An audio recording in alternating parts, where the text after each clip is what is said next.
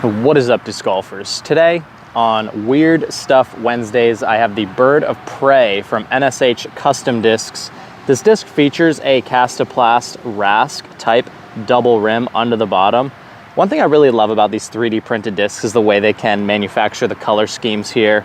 And you would think a 3D printed disc would feel fragile, and I'm sure you felt 3D printed plastic items in the past. These do not feel like any other 3D printed plastic you've ever felt, and I think they're really onto some new and innovative 3D printing technology.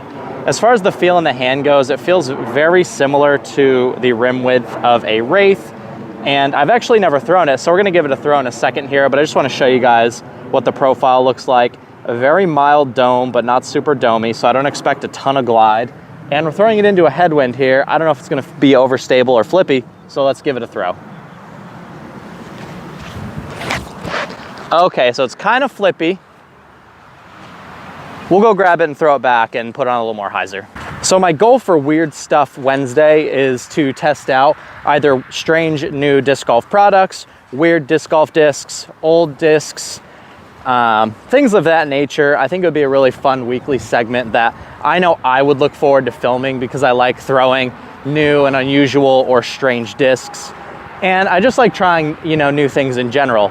So when I got this disc from NSH Custom Discs, I knew it had to be the inaugural episode of Weird Stuff Wednesdays. All right, we got a little gap to hit here. We'll try and pump it up the gap here.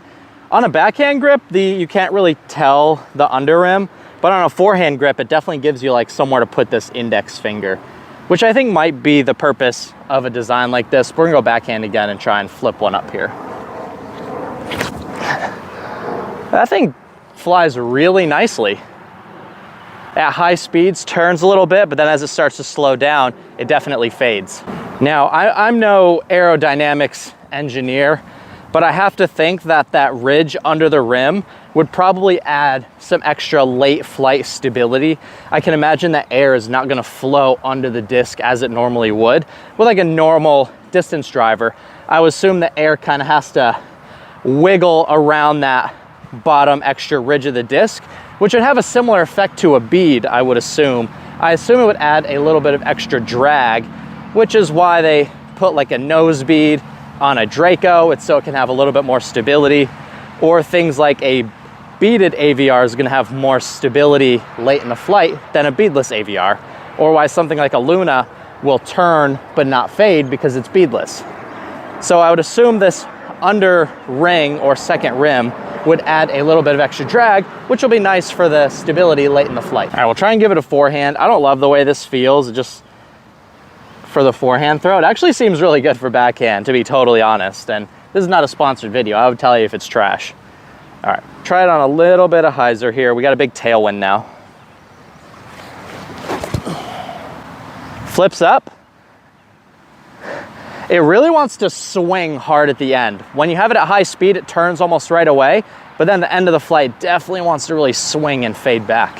So if there's any companies out there that have weird molds or weird discs, send them my way. Message me on Facebook or Instagram. Let me know you want me to make a Weird Stuff Wednesday featuring your disc or strange disc golf product. I know a weird disc that I've never thrown that comes to mind might be like the Latitude 64 Beetle.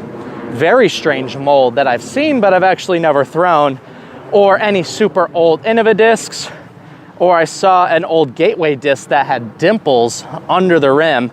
Those are the kinds of things I want to throw on Weird Disc Wednesdays. So if you have any of those kinds of discs, or you're a manufacturer that makes those kinds of discs, reach out to me, and I would love to feature one of your discs or products on Weird Stuff Wednesdays. So this is by no means an in-depth review. I just want to do a short, fun segment, Weird Stuff Wednesdays, where I come out, try a unique disc golf product, and bring some awareness to some either the lesser known or more strange products in the disc golf world.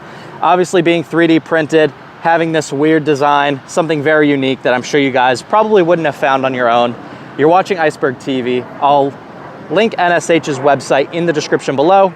You're watching Iceberg TV. Thank you so much for watching Weird Stuff Wednesdays, and take care.